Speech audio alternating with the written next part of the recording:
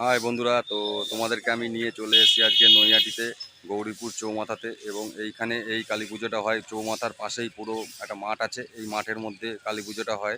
তো তোমরা দেখতেই পাচ্ছ যে আমার পেছনে যে মণ্ডপটা রয়েছে সেটা পুরো একটা ময়ূর আর কি।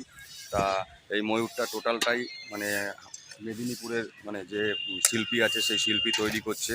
তা চলো তাহলে তোমাদেরকে আমি ঘুরে ঘুরে দেখাই এবং দেখো প্যান্ডেলটা কীরকম করা হয়েছে।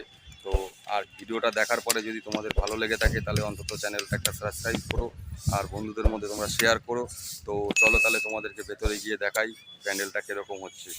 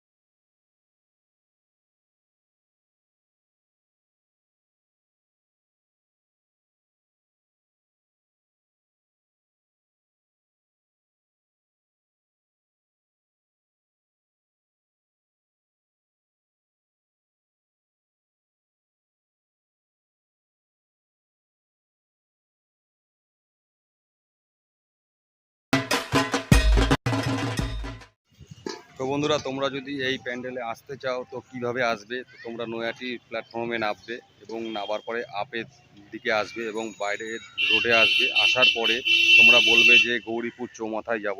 তো ওখান থেকে হেঁটে 5 থেকে 7 মিনিট লাগবে স্টেশন থেকে। আর যদি টোটোতে আসো তাহলে 10 টাকা মতন ভাড়া নেবে। তো তোমরা এখানে আসলেই সাথে সাথে তোমরা দেখে নিতে পারবে। তা কালী পুজোর সময় তো প্রচণ্ড ভিড় থাকবে, তো নো এন্ট্রি থাকতে পারে, তো তোমরা টোটো হয়তো পাবে না। তো তোমরা হেঁটেই চলে আসতে পারবে। এটা 5 থেকে 7 মিনিটের রাস্তা, কাছেই খুব। তো চলো তাহলে।